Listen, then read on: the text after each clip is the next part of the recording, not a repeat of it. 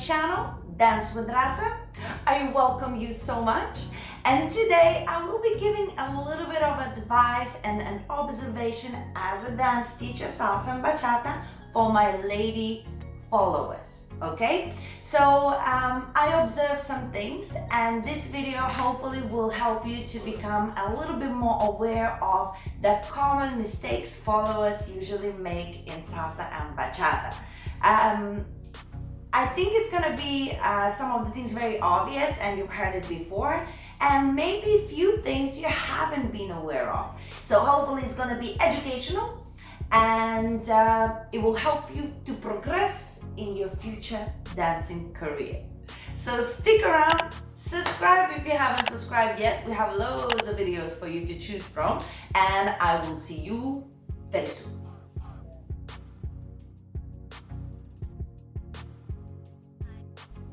Okay, so one thing that I think a lot of followers are struggling with is to understanding the difference between connection and tension. And that is partly a lot of us teachers to blame, lack of vocabulary. A lot of us, in order to get the right connection with our partner, we are asking for tension. Now, tension is such a word that as soon as somebody who's uneducated in the dance world hears it, then they immediately try and tense up. And that's a no-no. So here I am trying to explain this now to you. If you've ever heard that you need to give more tension to your partner, imagine that it's an actual connection that they're setting rather than tension. So the connection, depending whether you're dancing salsa or bachata, is basically when two arms connect and you apply a little bit of pressure, and that pressure remains all the time. However, at no point you actually tensing your arms. If you're tensing your arms, naturally your shoulder will be tense, so will your upper body. So in the end, you will end up dancing all the time stiff, and when you'll be wondering, why can't I be a little bit relaxed more, is because you're constantly trying to give connection, but you're actually tensing up. So anytime you hear tension, tension, ignore it and think connection. Different dance will require a different way to connect, and there's whether the opposite connection, whether the inwards connection, but the most important thing is to be able to understand that at no point whatsoever anybody wants you to tense up your body. That's a no-no.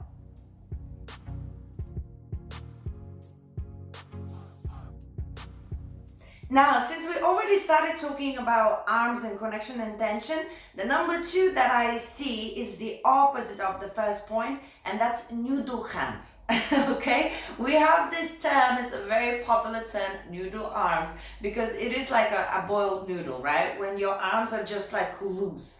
So even though you're not tensing your body, every dance requires a specific arm position. Now, when you have the arm position, doesn't mean you are tensing your arms to keep them in that position. You just put the position and you remain. Now, usually if you move your shoulders, your arms will move normally, but the idea of the bent arms sometimes, if the arm is pulled forward, it has to remain bent. Because if your arm is being pulled and it pulls, you see, that's when it's noodle. That means your arm is like moving to many different directions and your body cannot respond to where it needs to go, because the arm is supposed to take the body. So if the arm does not have a connection here with the shoulder that actually takes the body, you will never feel where you need to go. So if you find yourself dancing and with your partner and you feel like you have no idea what's happening, try to think maybe you are the noodle hand person, which is fine. It is okay. There's nothing to be ashamed of. We have a lot of noodle hands and we are learning. So just try and really think about keeping specific positions, so when you are being taken, your arm and the shoulder connection is actually taking your hip and your feet. Does that make sense? Otherwise, if the arms are moving on their own, well, the arms are the only ones that are dancing. So that is my number two kind of observation, what the followers might be struggling with.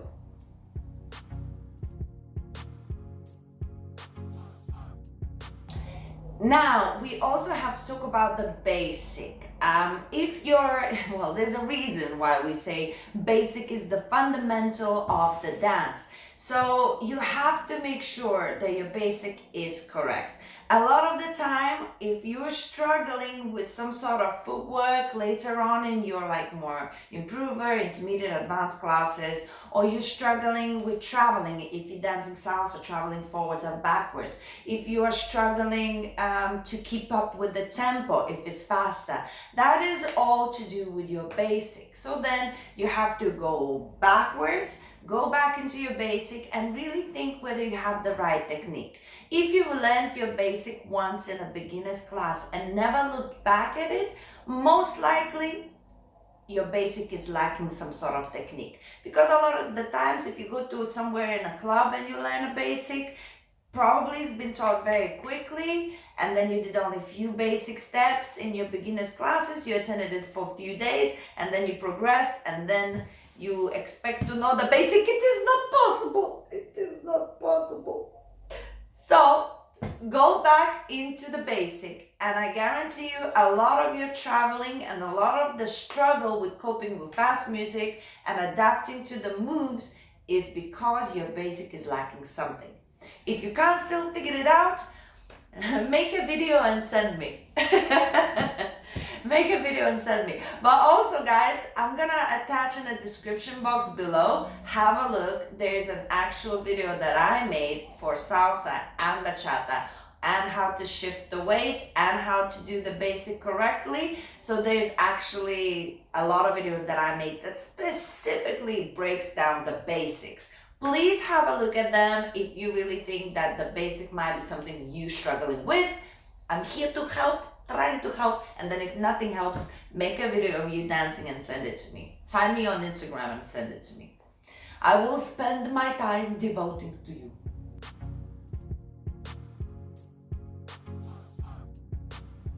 We are at number 4, and the number 4, what I observe on a dance floor, and because I lead as well as a leader in the dance as well, followers usually anticipate the moves, and that is so natural because we want to make sure we are there on time.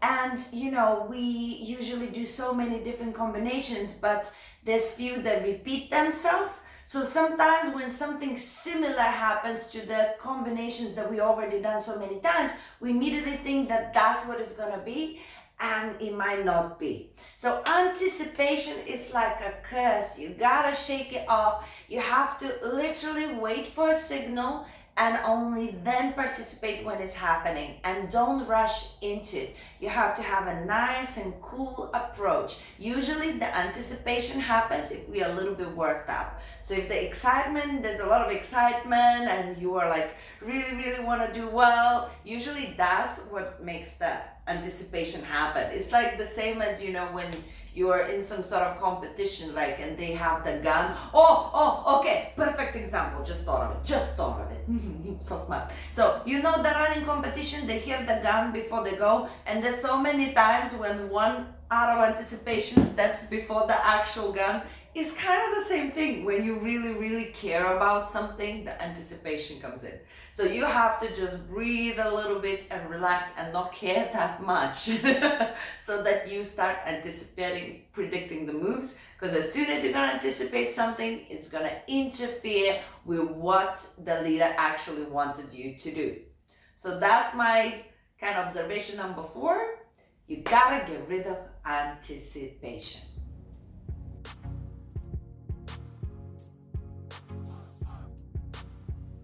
And finally, followers, you're not gonna like this, but too much styling could really be a huge problem in a dance when you're dancing in a partner work. If you're dancing with another human being attached to you, you gotta, you know, it has to be some sort of moderation. And a lot of the times, followers, we get overexcited with styling. We see something that teachers do, or we see some cool videos on YouTube, and we think we want to style like that, we want to look like that, and then you learn all of this styling, and then you style every chance you get. Well, believe me, you those chances that you think you have are actually not there. You are usually over styling everything, and a lot of the times the guys, they're trying to lead you into something and they can't, because your arm is in the air and he's like, oh, but I really wanted that arm, and then by the time you will be putting the arm down, it's too late, he moved on to doing something else. Or like, even if you're gonna try and do one body roll and then you suddenly do it much bigger than he let it, he feels everything, you are connected. So if you do things he's never like led you into those things, or your styling is interfering of him doing some sort of combinations that he wants to do with you, it's not nice for him. It seems like you're just sort of dancing on your own and doing whatever. So you have to learn the styling, and you have to learn when it's 100% okay, when you can't disturb. There's definitely a lot of positions when no matter what you can style and you won't interfere anything. And if you're not sure whether that's the position, maybe the option would be not style, and then the second time around you will know, okay, I actually could have. So don't just style whatever, you have to be aware of your styling. First comes you following the combinations, only after comes styling, right? So that is a really big pet hate of mine as well. And also there's so much styling that you can do with your feet and your body, not just with the arms. So you have to pick and choose what kind of styling is appropriate for the situation. That is my humble opinion. This is it, the video has finished. I would love if you would leave a comment if you think of any other things that you observe that is a common mistake for followers to make. And actually it would be cool to involve the guys. So leaders, if you're watching this, please leave a comment what you think is a common mistake that usually girls do on a dance floor when they're following bachata and salsa. I think it could be even more educational if the guys would speak up, so that would be really cool. So leave a comment, and of course subscribe to my channel. I want to grow and do a lot of wonderful things, guys, for you. So I'll see you very soon. Subscribe, comment, and stick around.